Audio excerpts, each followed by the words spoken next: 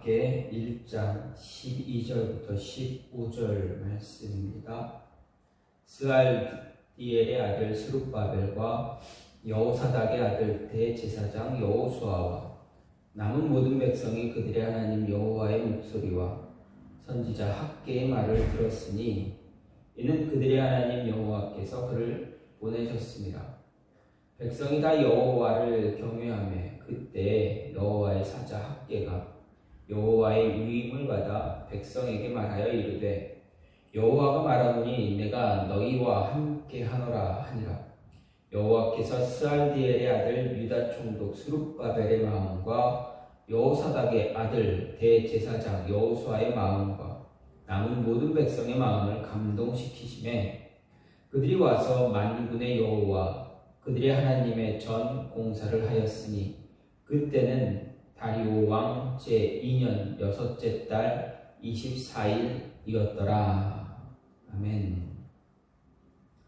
오늘 말씀 학개 1장 12절에서 15절 말씀입니다. 오늘 말씀은 학개 선지자의 첫 번째 설교에 대한 백성들의 반응과 결과를 학개 선지자가 설명하는 것으로 설명하듯이 기록하고 있는 진술한 것인데, 학개 선지자를 통한 하나님의 책망과 권고를 들은 백성들이 성전 재건 사업을 이제 다시 재개한 사실을 이야기해 주고 있습니다. 이제 12절 13절을 보게 되면 유다 총독 스룹바벨과 대제사장 여호수아를 비롯한 모든 백성들이 학개를 하나님께서 보내신 선지자로 인정합니다. 그리고 그의 말을 잘 들은 사실과 그에 따라 하나님께서 학개를 통해 그들과 함께 하심을 이야기한 내용입니다. 14절 15절 말씀은 스룹바벨과 여호수아를 비롯한 모든 백성들이 하나님의 감동을 받아서 마침내 학개가 처음 여호와의 말씀을 선포한 뒤 23일 만에 성전 재건 사업을 이제 시작하는 내용입니다. 여기서 백성들이 성전 재건 사업을 첫 설교를 들은 때로부터 23일 만에 다시 시작한 것은 아마도 당시가 추수 때였기 때문에 일단 서둘러 추수를 마치고자 했다라고 볼 수가 있습니다. 따라서 백성들이 첫 설교가 있은 뒤 23일 만에 성전 재건 사업을 다시 시작한 것은 순종을 지체한 것이 아니라 매우 신속하게 말씀에 순종한 것이다 라고 할 수가 있습니다. 이렇게 16년 동안이나 중단되었던 성전 재건 공사는 이제 마침내 다시 진행되기 시작했고, 이때로부터 4년 6개월 정도가 지난 다리오 제6년에 성전은 완공이 됩니다. 그래서 하나님께 봉헌할 수 있었습니다. 이런 성전 공사 기간은 스룹바벨 성전이 비록 솔로몬 성전에 비해서 초라하다 할지라도 그 규모 면에서는 별 차이가 없었다라는 것입니다. 사마리아 사람들의 방해와 경제적인 환경적 어려움들, 그리고 건축 기술자들이 부족하고, 그리고 솔로몬 성전이 7년의 건축 기간이 소요된 점을 고려해 볼 때 결코 짧은 것이 아니다라는 것입니다. 이것은 하나님의 책망과 권고를 들은 포로 귀한 백성들이 얼마나 열심을 다해서 성전을 건축했는가, 그 건축에 임했는가를 알려주는 사실입니다. 오늘 말씀은 우리에게 중요한 두 가지의 교훈을 준다 할 수 있습니다. 먼저는 포로 귀한 백성들이 하나님의 감동을 받아서 성전 재건 사업을 재개했다는 사실에서 하나님의 감동과 공급하시는 힘을 얻어야 비로소 바르게 진행된다라는 내용입니다. 여기서 하나님의 일을 하기에 앞서 하나님을 의지하고 하나님께서 함께 하시기를 간구해야 한다라는 것 우리는 잊지 말아야 합니다. 또 한 가지는 성도들은 하나님의 말씀을 들을 때 이에 즉각적으로 신속하게 반응해야 한다라는 말씀입니다. 하나님의 놀라운 역사는 우리가 하나님의 말씀에 신속하게 반응하고 순종할 때 나타나기 때문에 그렇습니다. 이런 오늘 말씀을 보면서 이렇게 하나님의 말씀, 우리에게 주는 교훈을 통해서 말씀에 순종하는 것, 말씀을 하나님께 간구하는 것, 이런 모습을 보면서 오늘 말씀을 통해서 이야기할 수 있는 것은 우리의 꿈, 우리의 비전, 우리에게 주어진 비전을 이루기 위해서 어떻게 해야 되는가. 지난번에도 말씀드렸지만 비전, 우리에게 주어진 맡겨진 일들을 감당할 때 우리에게 주어진 비전을, 꿈을 이루기 위해서 어떻게 해야 되는가. 가장 먼저 말씀에 귀를 기울여야 한다라는 것입니다.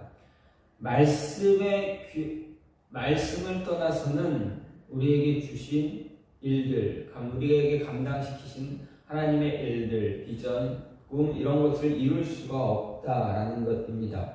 12절 말씀을 보면 스알디엘의 아들 스룹바벨과 여호사닥의 아들 대제사장 여호수아와 남은 모든 백성이 그들의 하나님 여호와의 목소리와 선지자 학개의 말을 들었으니 이는 그들의 하나님 여호와께서 그를 보내셨습니다. 백성이 다 여호와를 경외했다라고 이렇게 이야기합니다.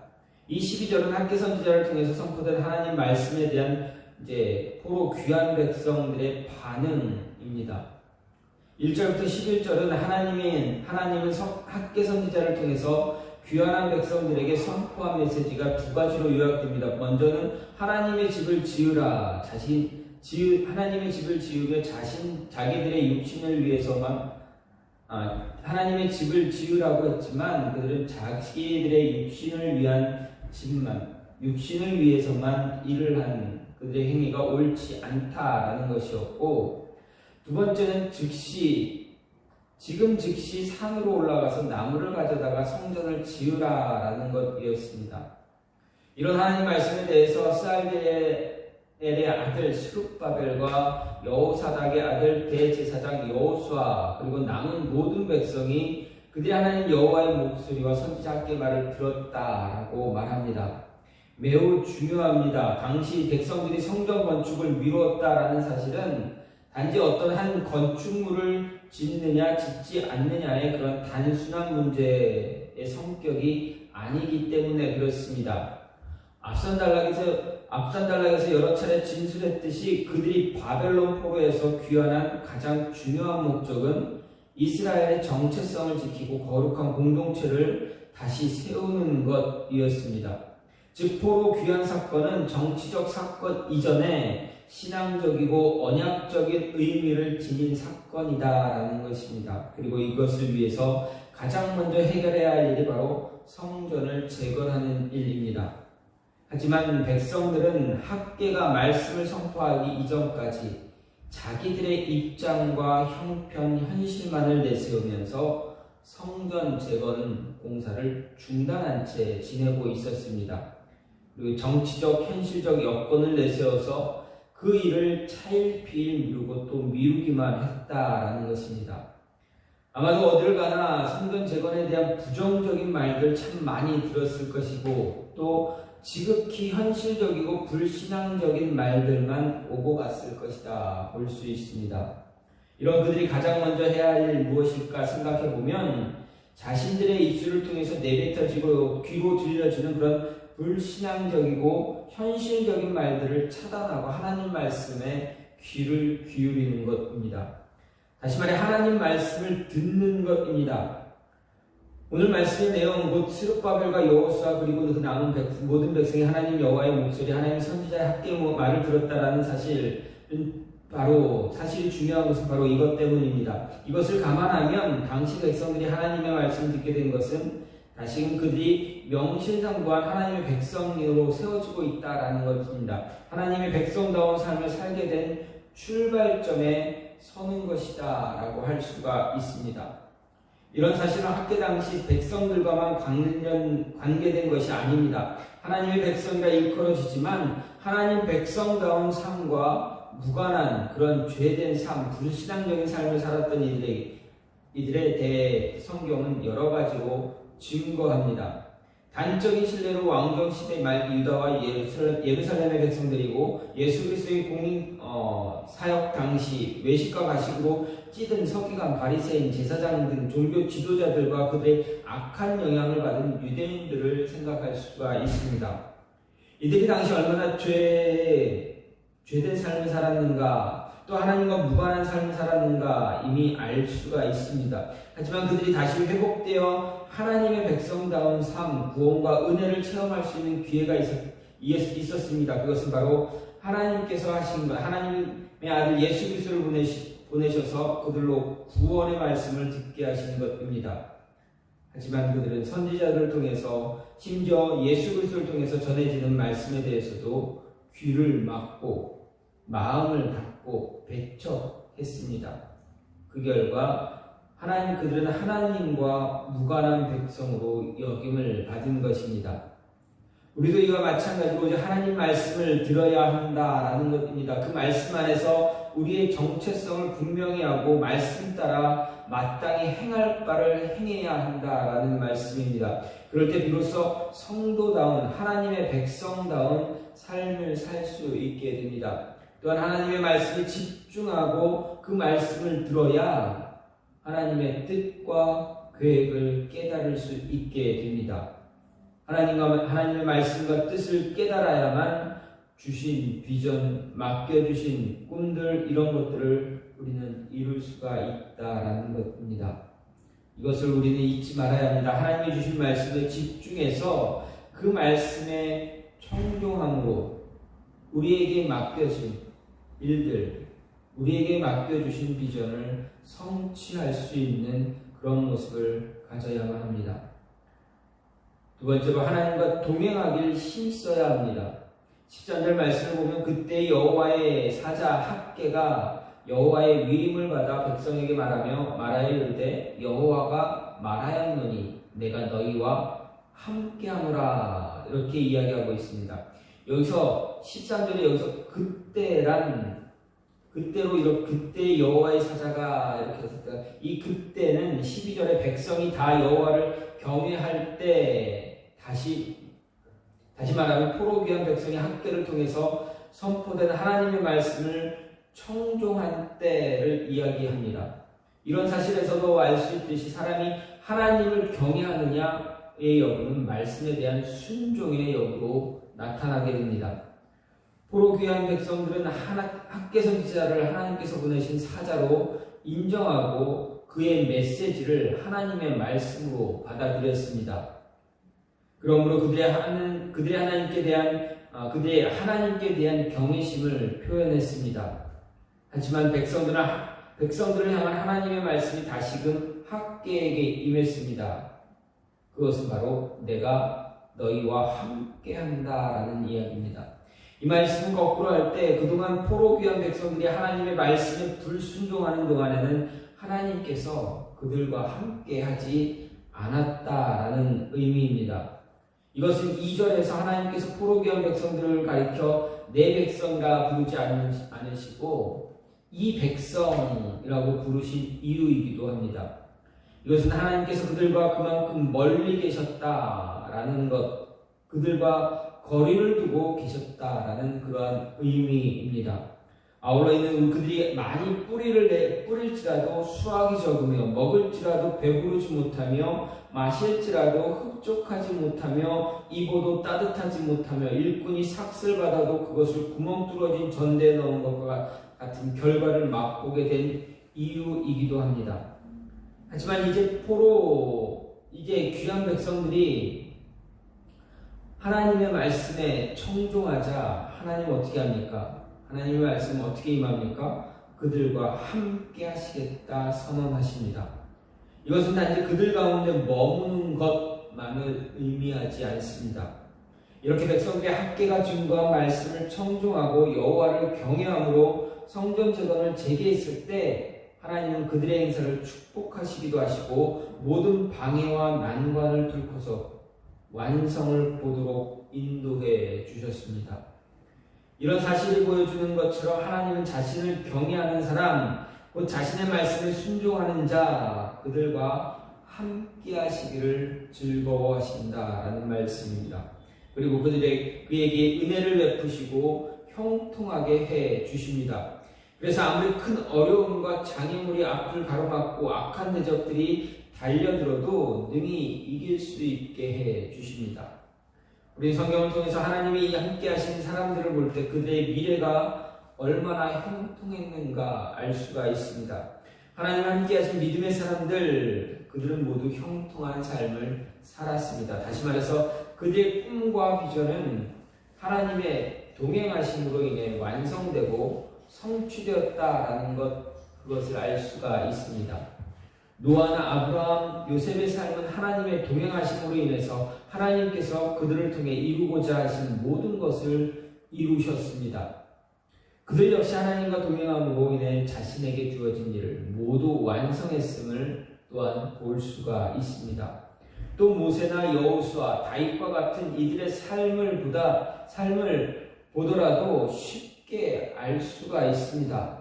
그들의 삶이 승리와 영광에 빛난 삶이었던 유일한 이유 무엇입니까? 바로 하나님과 동행하길 간절히 원했다라는 것입니다.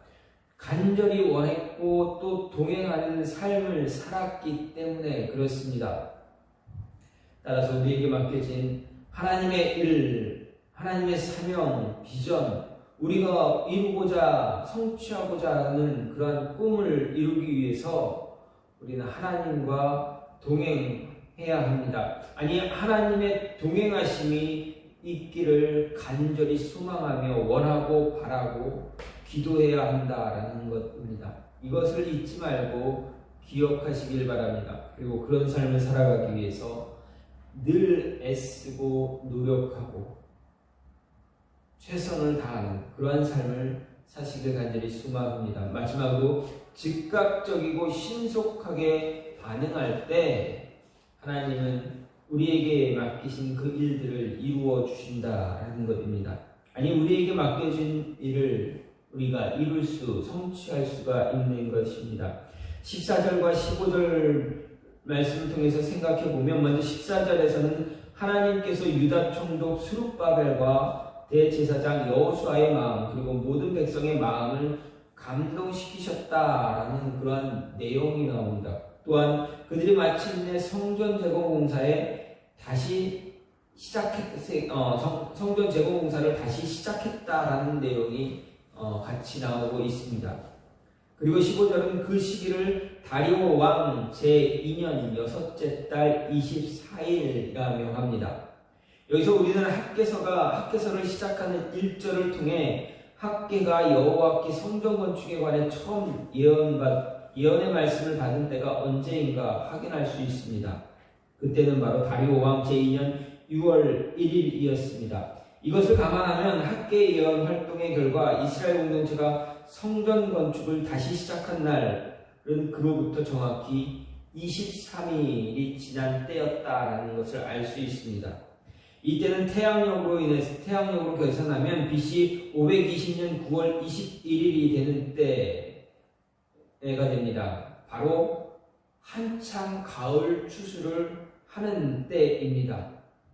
그리고 7월에 있을 나팔절과 대속죄일과 초막절을 준비하는 매우 바쁜 때였습니다.